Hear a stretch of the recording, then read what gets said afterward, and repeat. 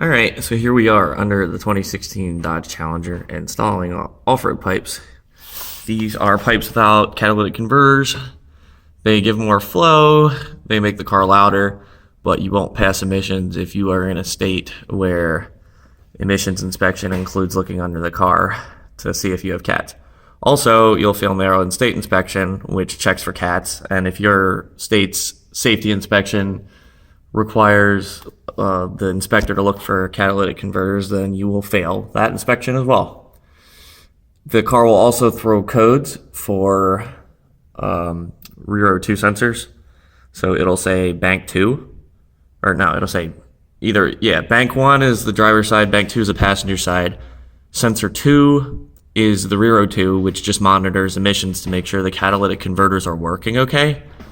Whereas bank 1 is the front O2, which monitors the air fuel mixture in the exhaust to determine if the car needs more fuel or not, depending on the amount of air that's going in. So if you see bank 1 sensor 2 or bank 2 sensor 2, then those codes are normal because you no longer have catalytic converters, and the rear 2 is throwing a code saying that your catalytic converters aren't working because it's detecting it's essentially monitoring the quality of the air before and after the catalytic converter to make sure the catalytic converter is catching those emissions and cleaning the air before it goes out of the pipes. So you want to be prepared to get a tune of some sort or rear 2 simulators, which I don't use and I won't talk about today, in order to make sure your car doesn't throw a check engine light. So with that being said, we have the Stainless Works off-road pipes for 2016 6.2 Hellcat.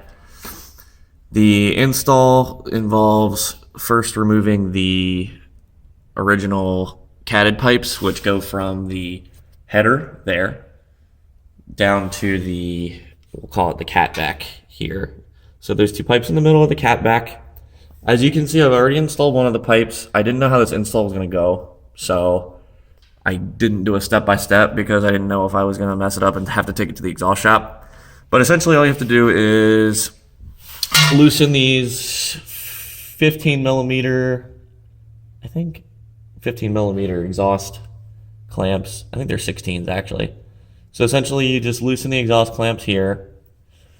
And then up here there's 2, either 15 or 16. Those are 16, yeah. Loosen these 2 16 millimeter bolts on the flange, and then you pull this down.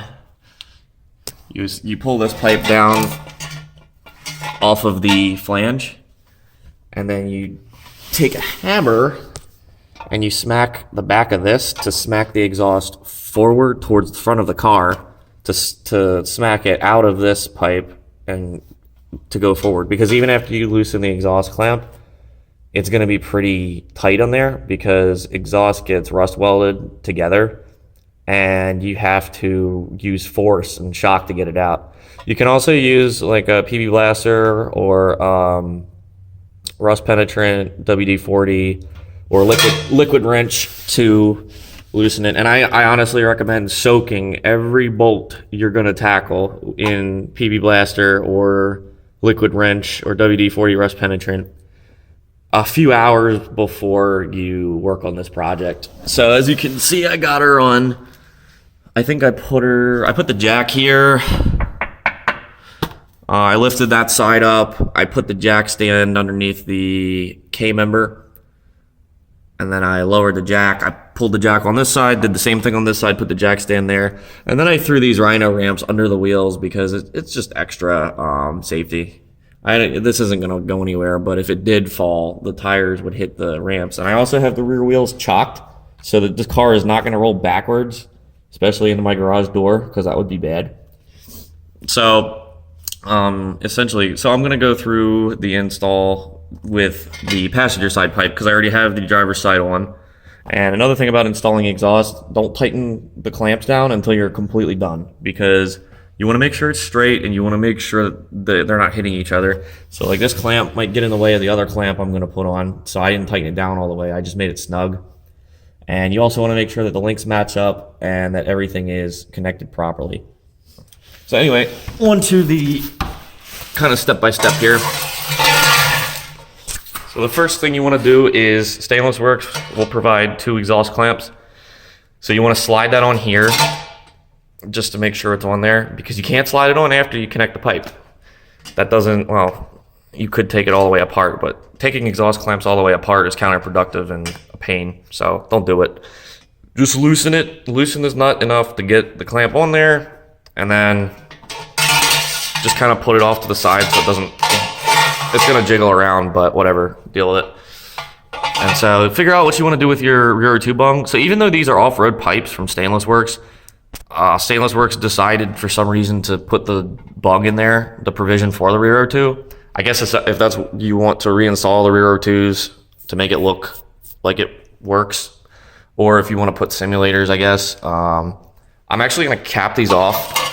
So I'm actually going to go to Home Depot and get a bolt. And here you see the new flange. So this is the part that this flange has 2 like studs going through it with a nut that holds it to the header flange, and that's gonna hold that onto the header.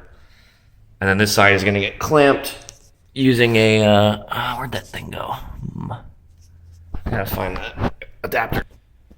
Okay, so Stainless Works included 2 adapters with this. There's a set of 2 that are made for the 6.1 and 6.4, and apparently the 6.2 Hellcat. Because it has a 2.75 diameter exhaust versus the RT, I guess, which has the 2.5. So you want if you have a Hellcat or an SRT, you want the bigger one. So the bigger step down here on this side versus the other ones, which I'd throw them over there somewhere, have a smaller step down because we have big boy exhaust here. So the first thing you want to do, slide clamp on. And then the side with the little cuts in it, little notches, just slide that on here and spin it. Put my weight on this pipe here. Just like spin it, get it on there, get it like a healthy amount on there, and then yeah. And we might adjust that later based on the length we need. So put the clamp here. So you want the clamp somewhere that the 2 pipes overlap, because you're tightening them to each other. So put that there. I'm gonna tighten this down with a ratchet. Just snug it, don't make it too tight, because we're gonna move it around later based on the direction we want this nut to face. And we might also need to adjust the length a little bit, depending on what we need. All right, so to fill the bung, I went to Advanced Auto and I got M18 1.5 Dorman oil drain plug. I believe it's a fine thread, but I would just, part number 090042CD. And don't use the plastic little gasket that comes with it, because it'll probably melt. So just use the metal, put it in there, snug it down. Doesn't have to be super tight. You're just doing a plug of the air so you don't have an exhaust leak.